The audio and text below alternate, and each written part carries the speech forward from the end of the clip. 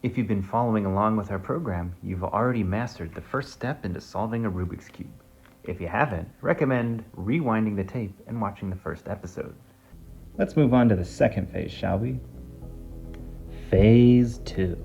Now this one ups the difficulty a little bit, but we'll get through it. So our goal is to get these corners to match these center pieces. And as you rotate around, you'll see they're all discombobulated. But if we look to the bottom, what you want to do is not use any colors that match the very bottom piece, because that won't move into the right spot. So anything in this instance that's yellow, we're going to leave alone. So it looks like we have 3 pieces that we can use for this experiment. Now, the center piece here will come into play. So let's look, we've got a red, we've got a blue. So why don't we rotate until this piece matches this piece. So you see here, this matches. And this bottom piece, for this instance, matches on this side. So how do we get this right in here, facing the same way? It's going to take a little bit of memorization, and I'll get you to try to understand why we do what it does. So for this instance, let's rotate this one away. So now it just is like, wait, what? Well, how does this help anything?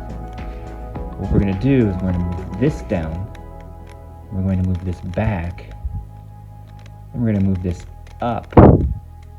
We're going to move it over. Now why I did that, let's take a look. So when I had it rotated away and then I moved it up, you see that the corner piece that used to be up here is now matching this guy. So if we move it away, and you see here, the blues and the blues. Now what I'm going to do is, we started here, I'm going to rotate to the other side, and I'm going to move this guy down. Now how does that fit? Well, if you see the top is here, and the top technically are these white colors. If we move it, then we've kind of got the top all lined up, so that when we rotate the top back up here, we've got the white square again. This time, we've started doing this. And on this side, you'll see that it kind of slipped in the right spot. Now, I get that that's a little like, huh? So let's do it again on another color. So we've got 3 yellow here, so let's ignore them. Let's use this orange and blue. So let's rotate. Oh look, we've got an orange here. And this so happens to be on the other side. So that previous step is going to be the exact opposite. So maybe I'll wait for later on that one. Let's check out this orange and green. Now the green's on this side, so we'll use the same step that we did earlier. So this lines up. We move it away so that they're on the opposite sides. Then let's bring this down 1. And then we'll rotate it away so that this orange comes back and lines up. Now you've got this cross here, and then you've got this craziness going on here. So we'll rotate this back up, and you see that they line up again. And over here is that white. So let's move this so that the bottom color green matches here. And remember, on the top, we've got this one funky side.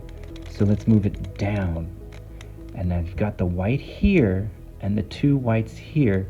That should let you know you're doing it right. So let's bring all 3 together, and you've got that line. So when we move it up, you see you've got these connected correctly and these connected correctly. So now, if you look around, we've only got this guy and this guy that needs to be fixed. So let's take a look. Okay, so here we go. Remember that backwards one I did earlier? Okay, let's actually solve it this time. It's the same steps, but backwards. So, well, not backwards, reversed. So I had a bit of an issue with this because it's hard for me to go in reverse, but we'll move it away, and we'll move this down, and we'll scoot this guy away, and we'll move this back up. If you do it right, you've got this line here. Now let's take a look. That's a little crazy. So move this away. Remember, you started here. We're going to rotate this away so that the bottom color and this color are the same.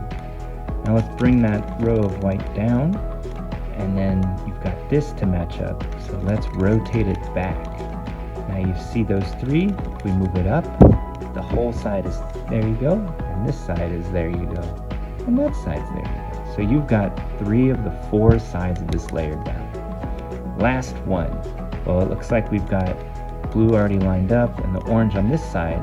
So I'm going to move this a little quicker and go this way, down, bring it back, up, over here, slide it over, matching, bring this down, bring that white on this side, move it up, and these are all correct. And if you did it right, these will be right, these will be right, these will be right, these will be right. And there you go.